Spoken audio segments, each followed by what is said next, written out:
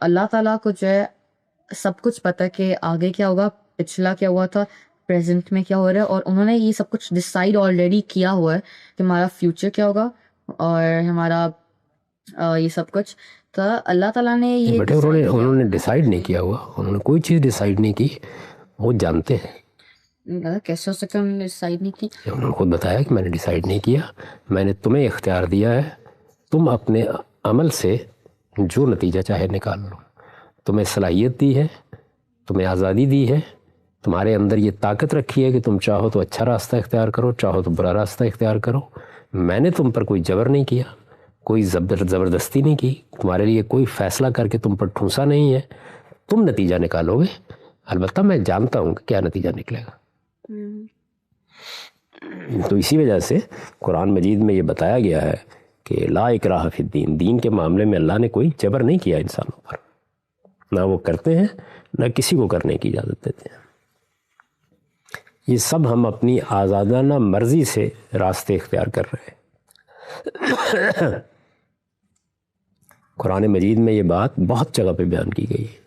تو اصل میں یہ اسی لیے اللہ نے اپنی کتاب نازل کی اور اپنے پیغمبروں کے ذریعے سے ہمیں یہ سارے سوالوں کا جواب دے دیا تاکہ کوئی کنفیوژن نہ رہے.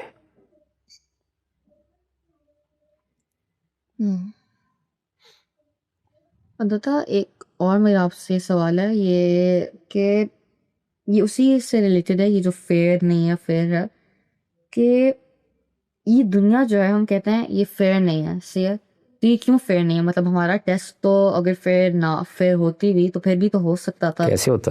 ہاں دادا، مطلب اگر ہم نے جو ہے مثال کے طور پر میرے ساتھ ایک آدمی زیادتی کرتا، پہلے یہ دیکھیں کہ ٹیسٹ کے لیے یہ ضروری ہے نا کہ مجھے ارادہ بھی ملے اور اختیار بھی ملے. اس کے بغیر تو ٹیسٹ نہیں ہو سکتا. یعنی جب آپ امتحان کریں گے تو آپ کے پاس ول بھی ہونی چاہیے اور آپ کے پاس اختیار بھی ہونا چاہیے، دونوں چیزیں ہونی چاہیے. تو آپ فرض کیجئے کہ میرا یہ سامنے والا ہمسایہ یہ میرے ساتھ زیادتی کرتا، تو اللہ تعالیٰ فوراً اس کو پکڑ لیتے ہیں. فیئرنس کا تقاضا تو یہی تھا نا.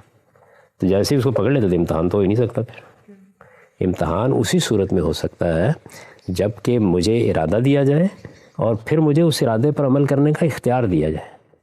اگر وہ مجھ سے اختیار چھین لیں گے تو پھر میرا امتحان کرنے کا بھی ان کو حق نہیں.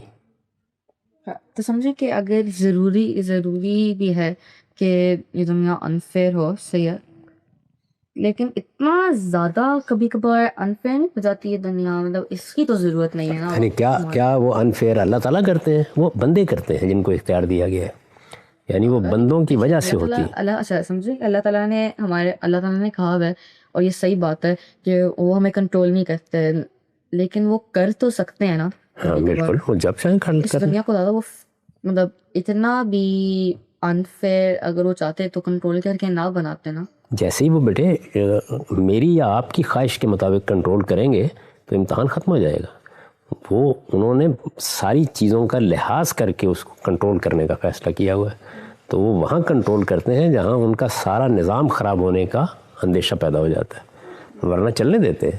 کیونکہ امتحان کے لیے یہ ضروری ہے کہ لوگوں کو ارادہ کرنے کا موقع دیا جائے، لوگوں کو اپنے اختیار کو، اپنی فری ول کو استعمال کرنے کا موقع دیا جائے.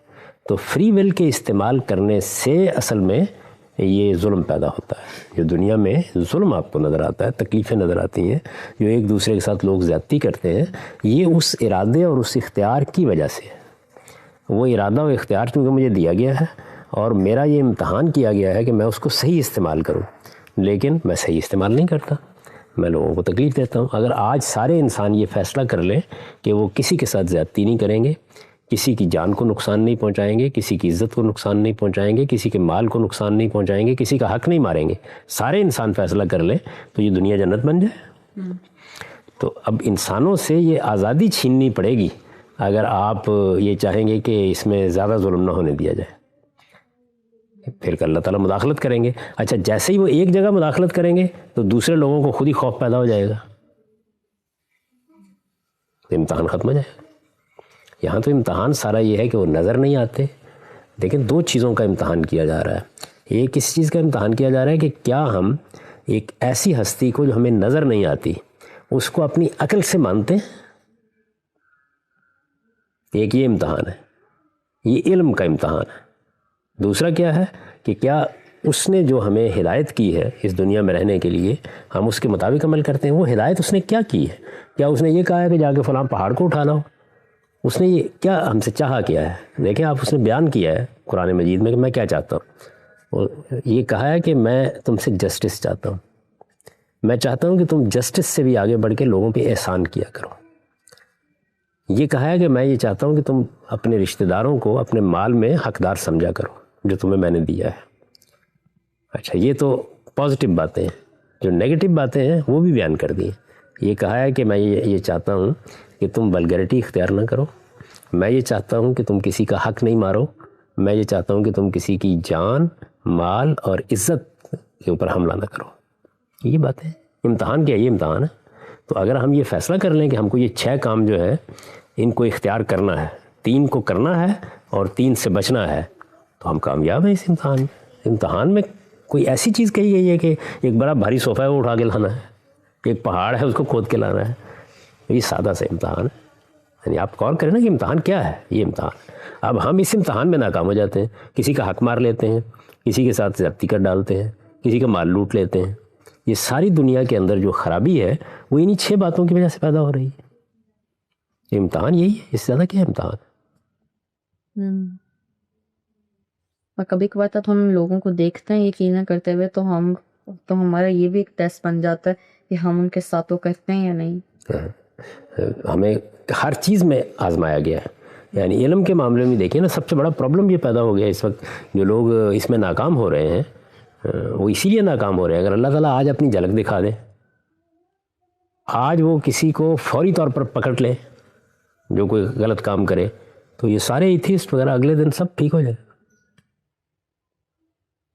تو اس لیے نہیں کرتے کہ وہ اس امتحان سے گزار رہے ہیں کہ آپ اپنی عقل سے مجھے دیکھیں.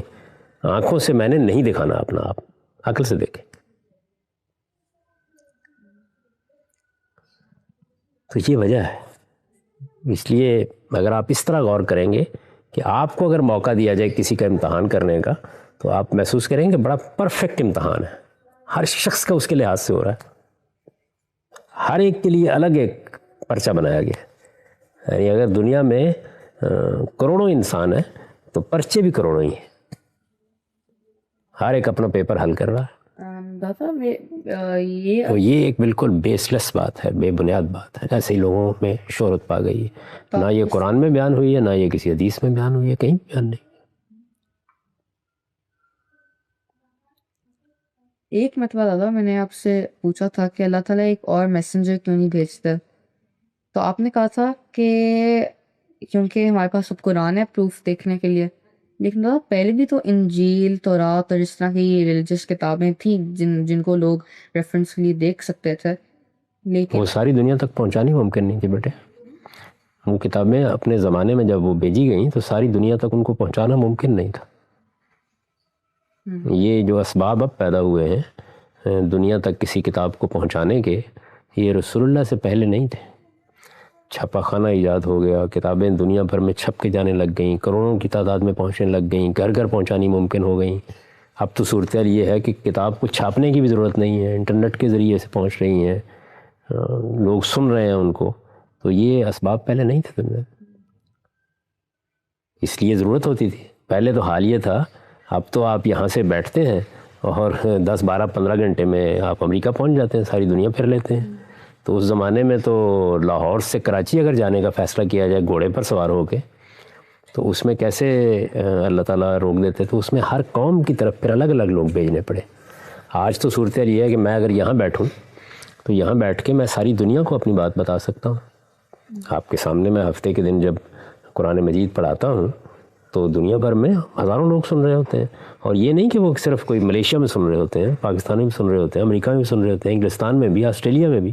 آپ نیچے دیکھیں لوگ ہر جگہ سن رہے ہوتے ہیں. تو اگر آج سے 2000 سال پہلے میں کوئی چیز اس طرح پڑھاتا بیٹھ کے تو زیادہ سے زیادہ گلین میری کے 2 4 آدمی سن لیتے میری بات.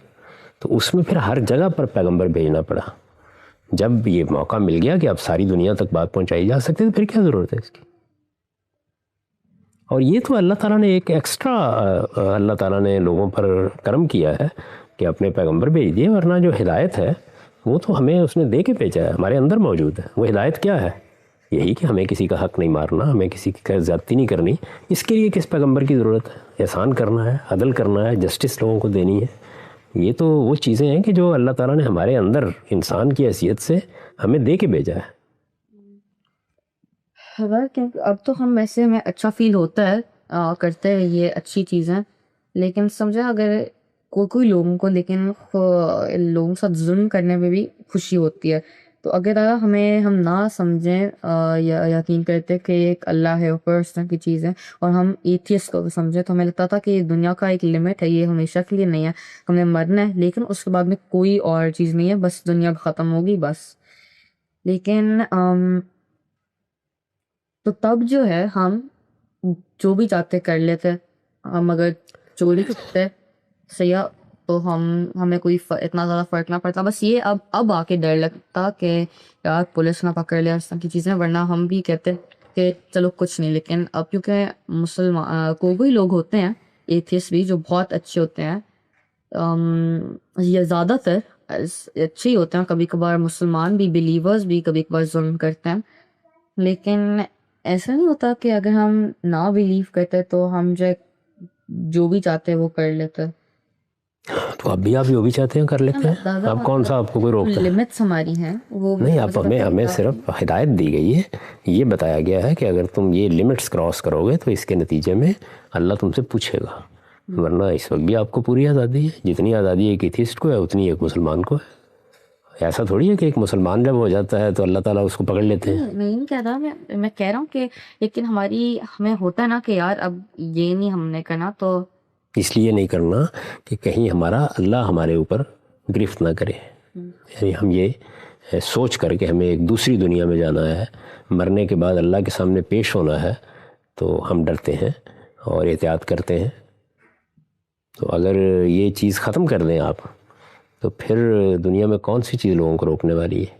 پھر تو ہر آدمی یہ منصوبہ بنائے گا کہ مجھے پولیس سے بچ کے اب ہر ایک کا مال لوٹنا ہے، پھر تو بڑا آسان معاملہ ہے۔ اب تو میں اپنے کمرے میں بیٹھا ہوا بھی یہ سمجھتا ہوں کہ جہاں کوئی پولیس نہیں دیکھ رہی، جہاں کوئی فوج نہیں دیکھ رہی، وہاں بھی میرا اللہ مجھے دیکھ رہا ہے، تو میں کسی کے بارے میں کوئی بری چیز نہیں کروں گا۔ ہمارے دین میں جو ہمیں اخلاق سکھایا گیا ہے اس میں ہم کسی کی برائی نہیں کریں گے، ہم کسی کی برائیوں کو جاننے کی کوشش نہیں کریں گے، ہم کسی کے بارے میں برے خیال نہیں دل میں لائیں گے۔ تو کتنی باتیں ہیں کہ جو اعلیٰ اخلاق کی ہمیں بتائی گئی ہیں، وہ ہم اختیار کرتے ہیں۔ کیوں اختیار کرتے ہیں؟ اس لیے اختیار کرتے ہیں کہ ہماری نیچر بھی یہ کہتی ہے کہ ہمیں انہیں اختیار کرنا چاہیے، اور اللہ نے مزید بتا دیا ہے کہ اس کے صلے میں، اس کے بدلے میں تمہیں جنت ملے گی، جو ظاہر اللہ کی بڑی نعمت ہے۔ اور اگر کسی کا حق مارو گے، کسی کے ساتھ زیادتی کرو گے، تو اس کے نتیجے میں تمہیں سزا دوں گا۔ تو یہ جو جزا اور سزا ہے، اس کے بغیر تو سارے انسان درست نہیں ہو سکتے۔ اسی وجہ سے ساری دنیا میں حکومتیں قائم کرنی پڑی ہیں۔ اگر انسان آپ سے درست ہو سکتا ہے تو پھر آپ کو کوئی ضرورت نہیں تھی کہ آپ حکومتیں قائم کریں، آپ فوجیں قائم کریں، آپ پولیس قائم کریں، آپ عدالتیں لگائیں، کوئی ضرورت نہیں ہے اس کی۔ کوئی انسان کو آپ کو روکنا پڑتا ہے، اس کے لیے کچھ نظام بنانا پڑتا ہے۔ تو ایک نظام وہ ہے جو ہم دنیا میں بناتے ہیں، وہ حکومت ہے، وہ فوج ہے، وہ عدالت ہے، اور ایک نظام وہ ہے جو اللہ نے بنا رکھا ہوا ہے۔ بس فرق صرف یہ ہے کہ جب ہم مریں گے تو اس کے بعد وہ عدالت لگے گی، اللہ کی عدالت اس کے بعد لگے گی۔ اس پہ میں آپ سے عرض کروں کہ دیکھیے 2-3 سٹیجز ہوتی ہیں۔ پہلی چیز جو میں نے بتائی تھی آپ کو وہ یہ کہ جب ہم اس یونیورس کو اور اپنے آپ کو دیکھتے ہیں تو یہ واضح ہو جاتا ہے بالکل کہ اس کا ایک کریٹر ہونا چاہیے۔